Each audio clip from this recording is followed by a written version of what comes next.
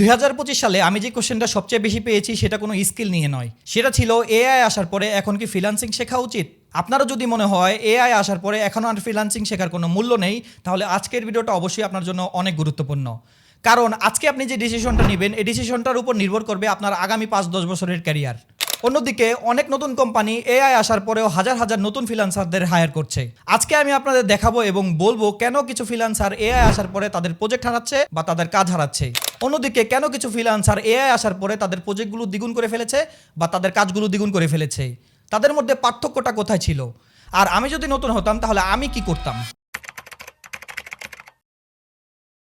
প্রথমত আমি আপনাদের একটা বিষয় ক্লিয়ার করে বলতে চাই, সেটা হলো অনেকে মনে করে এআই মানে রিপ্লেসমেন্ট বা এআই মানে মানুষের কোনো মূল্য থাকবে না। ব্যাপারটা কিন্তু এরকম না, ব্যাপারটা টোটালি উল্টো। যেমন গত 20 বছর আগে যখন মাইক্রোসফট এক্সেল আসলো তখন বলা হলো এখন আর দক্ষ হিসাব রক্ষকের প্রয়োজন নেই। তারপরে আসলো অ্যাডোবি ফটোশপ, তখন বলা হলো এখন আর দক্ষ ডিজাইনারের প্রয়োজন নেই।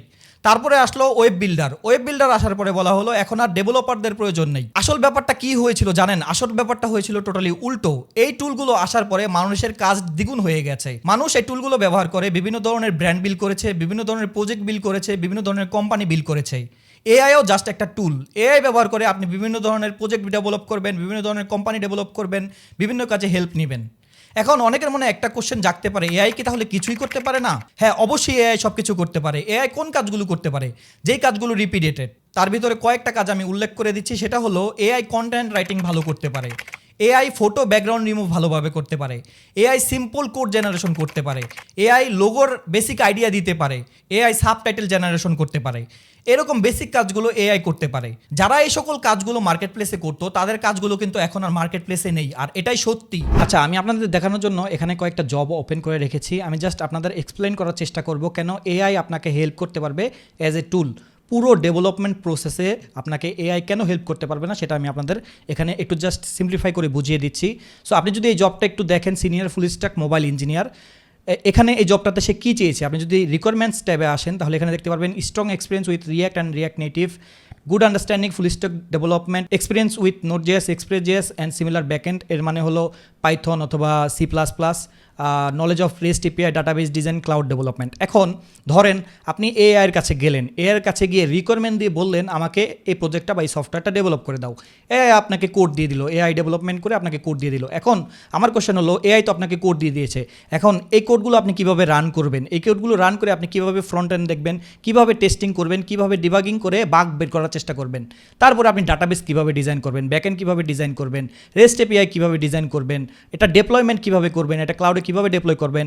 এই প্রসেসগুলো কিন্তু আপনি এআইয়ের কাছে গিয়ে বলতে পারবেন না যে আমাকে এগুলো একবারে করে দাও, কারণ এগুলোর জন্য আপনাকে বিভিন্ন জায়গায় ঘুরতে হবে। এটা ডেপ্লয় করার জন্য, এটা ডিজাইন করার জন্য, এটার আর্কিটেকচার ঠিক করার জন্য, বাগ ফিক্সিংয়ের জন্য। সো এগুলো কিন্তু একটা মানুষই করতে পারবে বা একটা সফটওয়্যার ইঞ্জিনিয়ার করতে পারবে, কোনো এআই কিন্তু করতে পারবে না। এআই জাস্ট আপনাকে কোড দিয়ে দিবে। আপনি যদি আরেকটা জব দেখেন, এখানে আরেকটা জবের ভিতরে এখানে কি বলছে, AI native UI UX and front end developer. সে কিন্তু এখানে বলে দিয়েছে, দেখেন, strong UI UX design with good eye for detail, React নেক্সট.js অ্যান্ড টাইপস্ক্রিপ্ট এক্সপার্ট লাগবে, experience with Expo React Native অবশ্যই, proven AI assisted development workflow. এই যে এখানে কিন্তু সে বলেই দিয়েছে আপনাকে এআই ব্যবহার করতে হবে, এআই ব্যবহার জানতে হবে। আপনি যদি এআই ব্যবহার না জানেন, আপনার ওয়ার্কফ্লোতে যদি আপনি এআই ব্যবহার না করেন, তাহলে আপনি ডেভেলপমেন্ট ভালোভাবে করতে পারবেন না। এটা কিন্তু সে বলেই দিয়েছে, এটা কিন্তু রিকোয়ারমেন্টের ভিতরে সে বলেই দিয়েছে। সো আপনারা বুঝতে পারছেন যে এখানে এআই আপনাদের জাস্ট হেল্প করতে পারবে অ্যাজ এ টুল। ধরেন একটা ক্লায়েন্টের একটা স্কুল ম্যানেজমেন্ট সফটওয়্যার প্রয়োজন।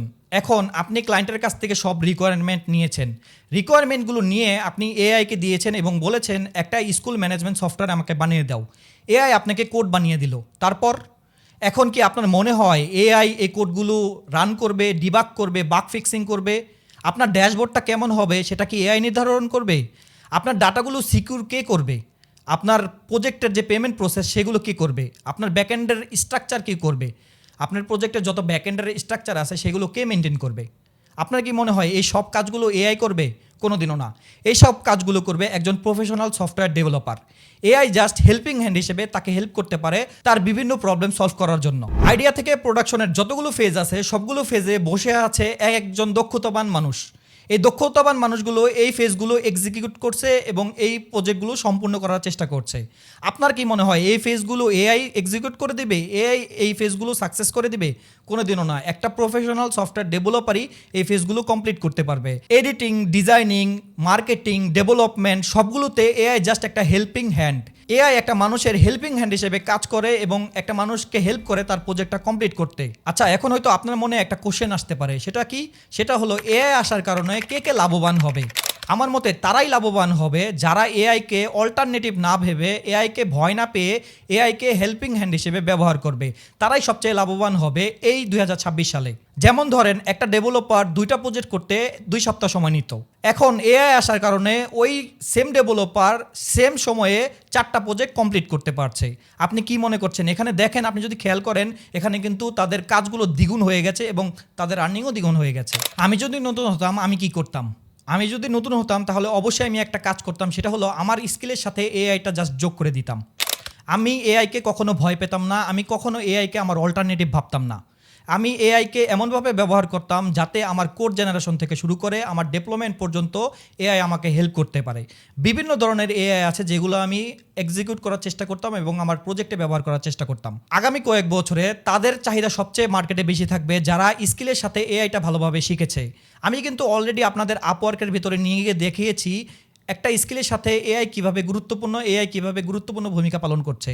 কেন স্কিলের সাথে আপনাকে এআই শিখতে হবে? আপনি যদি এই স্কিলের সাথে এআই যোগ না করেন তাহলে আপনি পিছিয়ে পড়বেন এই 2026 সালে। আগামী কয়েক বছরে এটার ডিমান্ড আস্তে আস্তে আরও বাড়বে। সো এখনই আপনাকে ভালো একটা ডিসিশন নিতে হবে। আপনি কি এআই থেকে পালিয়ে বেড়াবেন, না এআইকে আপনার স্কিলের সাথে যোগ করে আপনার স্কিলটা আরও ভালোভাবে ধার দিবেন এবং ভালোভাবে এক্সপার্ট হওয়ার চেষ্টা করবেন? 2026 সালে এসে অনেক ফ্রিল্যান্সার তাদের প্রজেক্ট হারিয়েছে কারণ তারা এআই ভালোভাবে জানে না, এআইকে ভালোভাবে ব্যবহার করতে পারে না। তাদের প্রজেক্টের ভিতরে এআই ব্যবহার করার প্রয়োজন ছিল, সেটা সে করেনি। তার প্রজেক্টের কোডগুলো ভালোভাবে সিকিউর হয়নি। 2026 সালে তাদের ফেল করার আরেকটা বড় রিজন হলো তারা স্কিল ভালোভাবে ডেভেলপ করেনি। অনেক নতুন স্কিল আছে যেগুলো তাদের ডেভেলপ করার প্রয়োজন ছিল সময়ের বিবর্তনের কারণে। এখন যেহেতু এআইয়ের যুগ, আপনাকে অনেক আপডেটেড হতে হবে, নতুন নতুন টেকনোলজি অ্যাবজর্ভ করতে হবে। আপনি যদি নতুন নতুন টেকনোলজি অ্যাবজর্ভ করতে না পারেন তাহলে আপনি নতুন নতুন স্কিল শিখতে পারবেন না। আর আপনি যদি নতুন নতুন স্কিল শিখতে না পারেন তাহলে ক্লায়েন্ট কখনোই আপনাকে হায়ার করবে না। ক্লায়েন্ট যখন একটা জব পোস্ট করে সে কিন্তু বলেই দেয় লেটেস্ট টেকনোলজি লাগবে। এখন আপনি যদি লেটেস্ট টেকনোলজি না পারেন তাহলে ক্লায়েন্ট কখনোই আপনাকে হায়ার করবে না। আপনাকে অবশ্যই লেটেস্ট টেকনোলজিগুলো শিখতে হবে এবং এগুলো শিখতে হলে আপনাকে অবশ্যই এআইয়ের হেল্পিং হ্যান্ড হিসেবে ব্যবহার করতে হবে।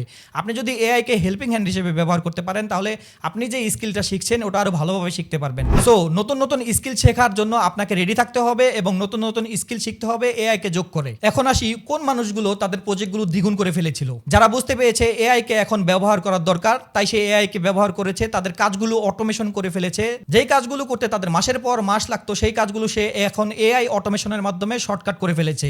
এখন সে ওই সময়ের ভিতরে একাধিক প্রজেক্ট কমপ্লিট করতে পারছে এবং দ্বিগুণ ইনকাম করতে পারছে। এআই ফ্রিল্যান্সিং শেষ করবে কিনা এই কোশ্চেনটা ইম্পর্টেন্ট না। ইম্পর্টেন্ট হলো আপনি কি এআইকে আপনার প্রতিযোগী বানাবেন নাকি এআইকে আপনার সবচাইতে সহযোগী বন্ধু বানাবেন যাতে আপনি আপনার প্রজেক্টগুলো কমপ্লিট করতে পারবেন। মনে রাখবেন, সফল তারাই হবে যারা এআইকে ব্যবহার করে নতুন নতুন স্কিল শিখবে এবং নতুন নতুন টেকনোলজির দিকে এগিয়ে যাবে, নতুন নতুন টেকনোলজি অ্যাবজর্ব করতে পারবে।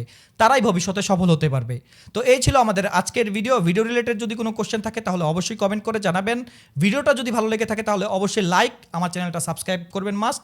দেখা হচ্ছে নেক্সট ভিডিওতে। সে পর্যন্ত সবাই ভালো থাকবেন, সুস্থ থাকবেন। আল্লাহ হাফেজ।